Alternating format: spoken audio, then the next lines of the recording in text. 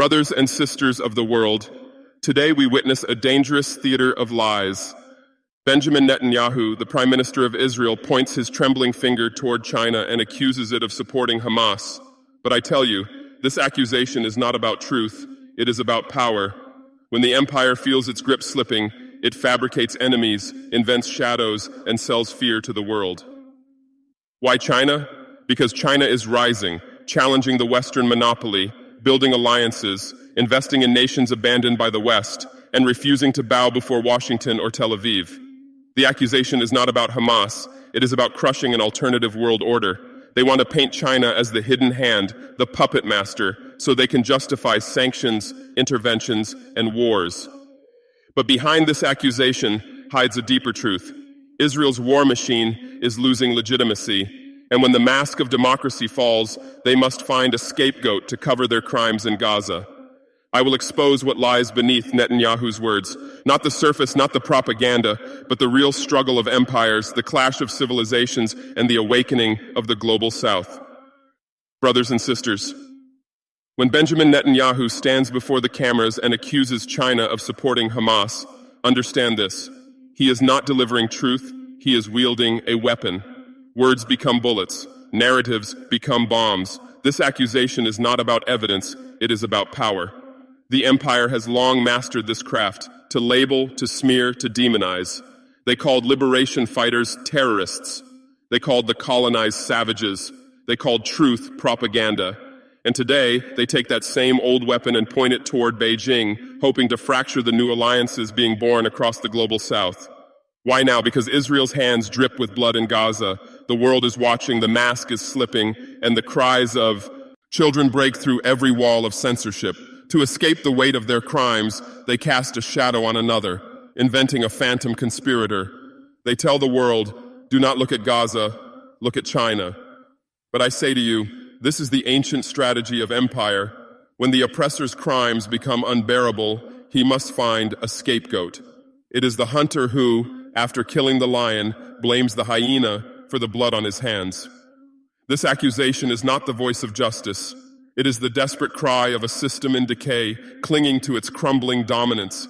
And if we do not unmask these lies, the chains of deception will once again be tightened around our necks. Brothers and sisters, ask yourselves, why is China suddenly in the crosshairs of Netanyahu's accusations? Did China send weapons to Gaza? Did China command Hamas to resist? No. The truth is simpler and more dangerous for the empire. China is building a new world. For decades, the West enslaved nations through debt, through guns, through manipulation. They built chains of poverty around Africa, Asia, and Latin America, chains forged not of iron but of contracts, sanctions, and IMF dictates. But now, a rival rises. China offers roads instead of bombs. It offers ports instead of bases. It offers trade instead of servitude. This is why they fear it. Netanyahu's words are not born in Tel Aviv alone.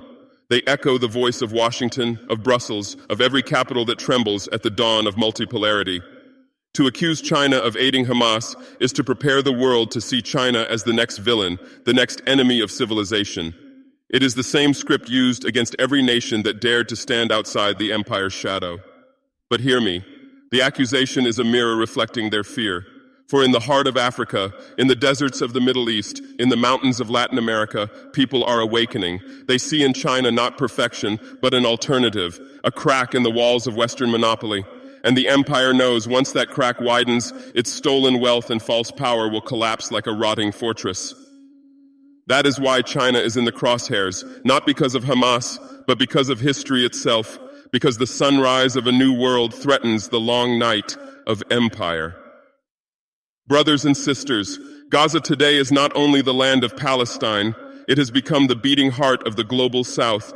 Every bomb that falls on Gaza shakes the villages of Africa, the mountains of Latin America, the streets of Asia.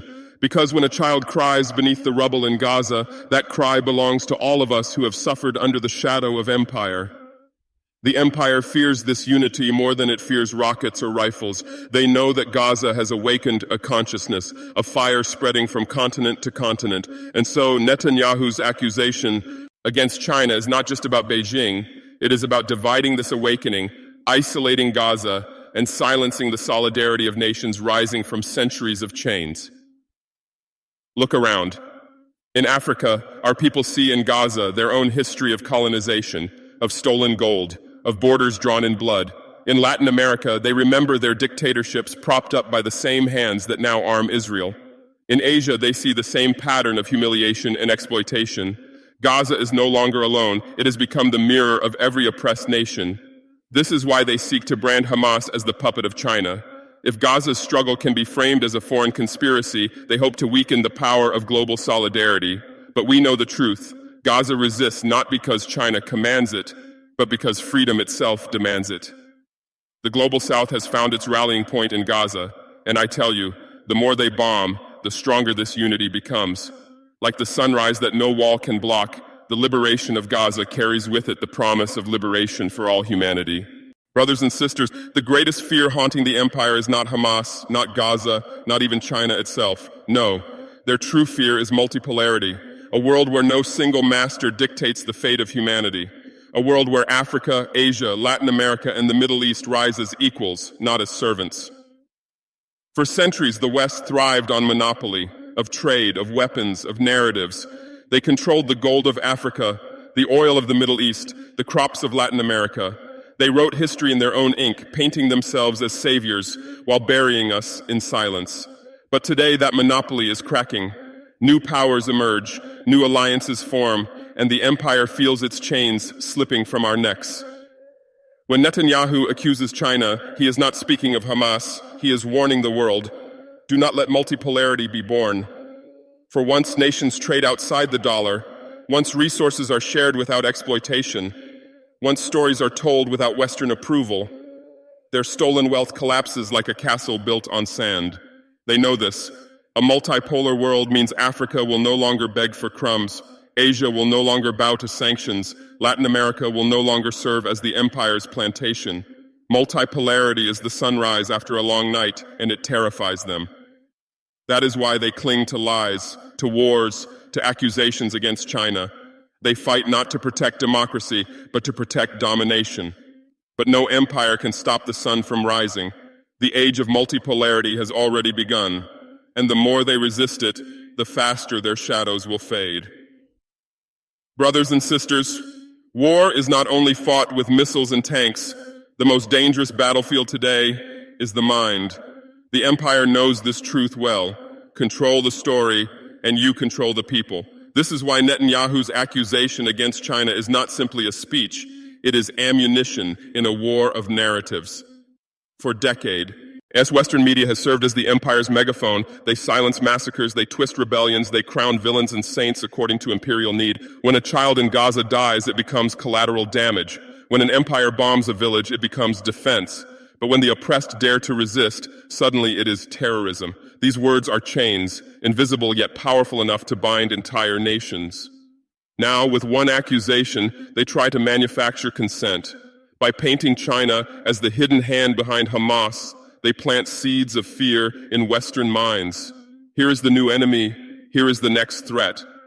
This prepares their people not only to accept sanctions, but to cheer for war when it comes. This is not new. They used the same script in Iraq, whispering of weapons of mass destruction that never existed. They used it in Africa, calling leaders dictators when they refused to sell their nation's wealth. Each lie was a spark, igniting fire for invasion. But hear me clearly, the world is awakening. Social media cracks open the fortress of propaganda. Gaza's screams pierce through their walls of silence, and the more they manufacture consent, the more people see the strings behind the puppet show. Information warfare is the empire's last weapon, but like every weapon, it will one day fail. For truth, like the sunrise, cannot be buried forever beneath the shadows of lies. Brothers and sisters, in the streets of Africa, in the barrios of Latin America, in the refugee camps of the Middle East, and even in the silent hearts of Europe's youth, something powerful is stirring. The people are awakening. The veil of propaganda is tearing apart, and beneath it, the naked face of empire is exposed, dripping with blood, trembling with fear.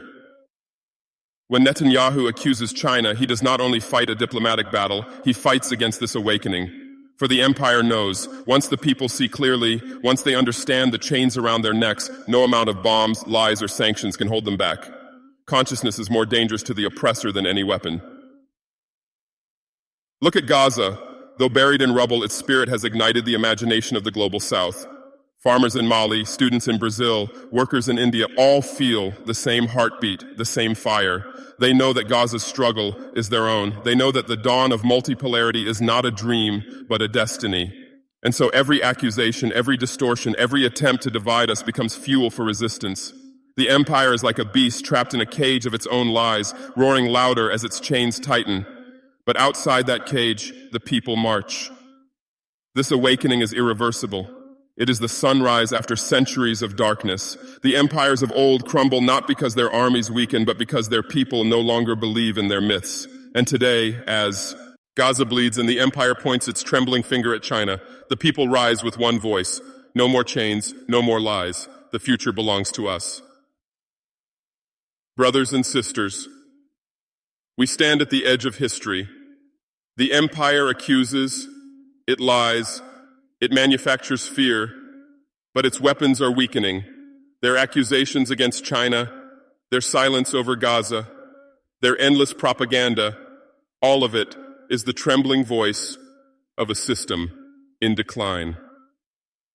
And now the question is not about them. The question is about us.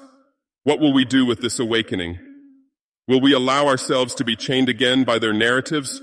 Or will we rise shoulder to shoulder across Africa, Asia, Latin America, and even within the heart of the West to say, no more, do not remain silent, share the truth, break the chains of misinformation, expose the lies wherever they are spoken. Stand with Gaza, stand with justice, stand with the global South. Every voice raised, every truth told, every act of resistance becomes a hammer striking against the walls of empire. The sunrise cannot be stopped. The age of multipolarity is not coming, it is here. And if we march together, united, fearless, the shadows of empire will dissolve like smoke before the fire of a new dawn. The people are awakening, and the future belongs to us.